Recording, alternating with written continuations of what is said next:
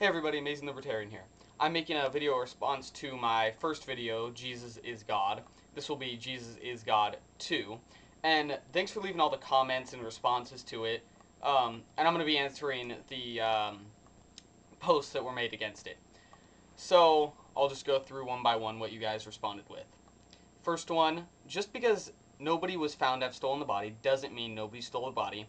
That's true, but the fact that no one was found to have stolen the body significantly lowers the chances that someone stole it. You must realize that someone could have paid the guards off, or the guards themselves could have done it. Alright, so someone could have paid off the guards, but if they paid off the guards, they'd have to pay off all of the guards that were guarding the tomb, and the odds that one guard wouldn't crack and admit to taking a bribe is very low.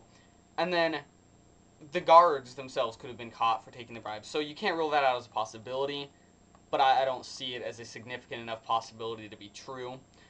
Or the guards themselves could have done it, could have stolen the body.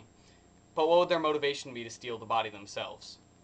Either, they wouldn't have just stolen it for no reason. So they must have been paid off if they had stolen it, but as I just addressed, they're probably going to be caught if they did that. The second post was, ultimately, your whole argument is based upon ancient but not contemporary records.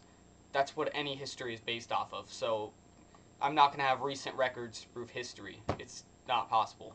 That's unfortunately how any history is proven, with ancient records, not contemporary records.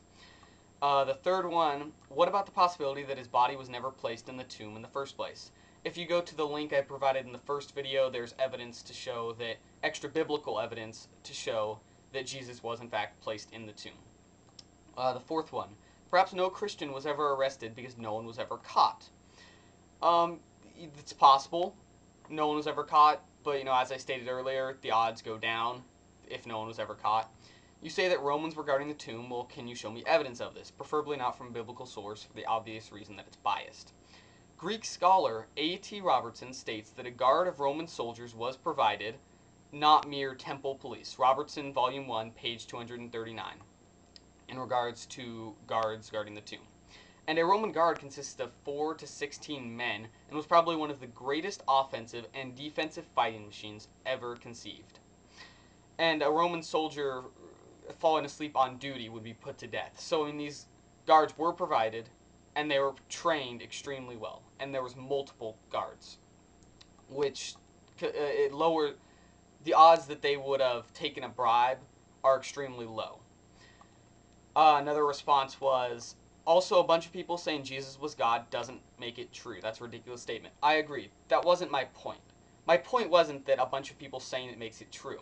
My point was that these people that believed that Jesus was God all lived in the same time period of Jesus. So they knew if he was God or not. Because if he wasn't resurrected, they would know he wasn't God. And if he was resurrected, they would know he was God. They were in the position to know either way what was true and what was false. So my point was, if a bunch of people knew if it was true or false, there'd be no reason for all of them to believe it was true if it was really a lie. They all were in the position to know, and they all said that it was true. And they could have been deceived. Was another point made. Yeah, they could have been deceived, but what are the odds that all of the followers of Christ were all going to be deceived? It'd be pretty difficult to deceive someone to believe that you were resurrected. That'd be a pretty hard deception to pull off. They could have been wrong. No, because they were in a position to know if they were right or not, because they lived in that time period. So they knew if he was God or not. Or maybe they're delusional.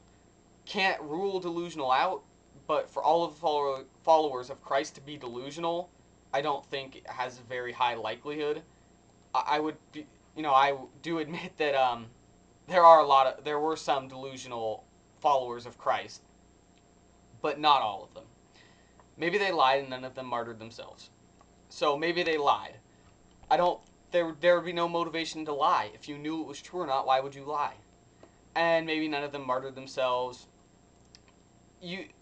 Martyring themselves really isn't a big part of the issue anyway, but I'm pretty sure there's historical records to prove that they did martyr themselves. I actually didn't research it because I don't see it as a main issue if they martyred themselves or not. But just the fact that they believed in something, they had the knowledge to know if it was right or not, is good enough for me to show. Not good enough for me to show that Jesus was God, but it's definitely a point of evidence to help prove it. If Jesus was resurrected, where did he go once he came back? He went to the followers. I mean, he went to those who believed in him to prove that he was in fact God. And then I do believe that Jesus went up to heaven. The planet has been around for a lot longer than humans before the... Oh, this isn't directly relating to the Jesus argument, but I thought I would just address it in this video. The planet has been around for a lot longer than humans before there was such a thing as free will.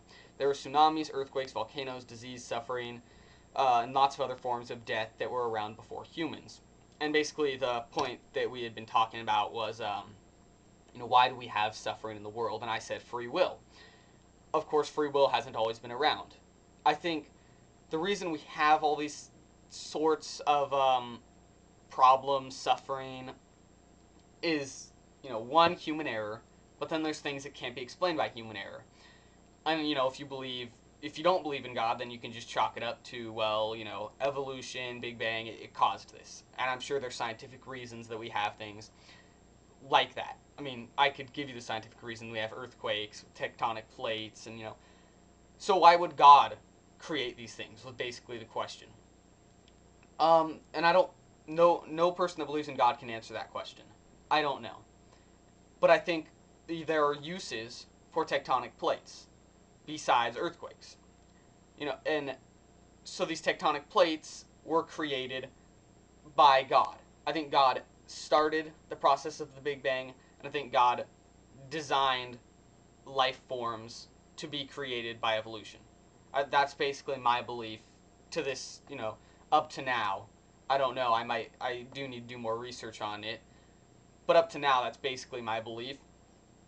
So I don't know why God would design for things to have suffering in them, but no one can really answer that question except for me to say that there are, the oceans, and there are earthquakes, and earthquakes are caused by tectonic plates which have other uses than earthquakes.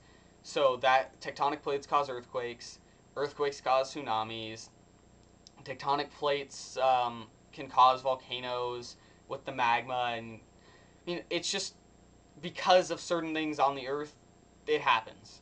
I don't know if that's how God wanted it to be. I can't answer the question fully, but all I can say is that that's just how things were designed, and these things weren't... The things that are caused, it's not the main reason that we have tectonic plates to create earthquakes. That's not, why those exist. There's other, uses for things that cause earthquakes, volcanoes, So that's basically my answer to that question. There's not a good answer for it, but that's the best answer I can give at this point. So I think I hit all the major points brought up in the comments. So keep leaving comments, and I'll keep addressing the issues you guys bring up. So yeah, leave the comments below. See ya.